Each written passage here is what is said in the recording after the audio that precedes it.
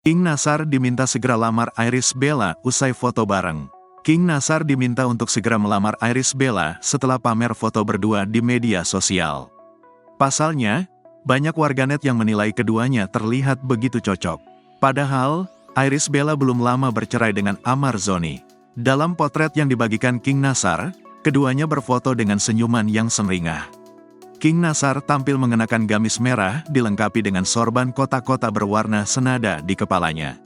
Sementara di sebelahnya, ada Irish Bella yang terlihat anggun dengan gaun bernuansa merah muda nude dengan motif bunga-bunga yang membuatnya tampak elegan.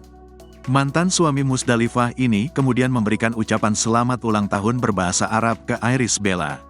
Sebab beberapa waktu lalu, ibu dua anak itu memang baru saja merayakan ulang tahun yang ke-28. Tak sedikit warganet yang berharap keduanya bisa berakhir di pelaminan. Pasalnya, kedua pesohor tersebut dinilai begitu cocok untuk satu sama lain. Bahkan banyak netizen yang meminta King Nasar untuk segera melamar Irish Bella.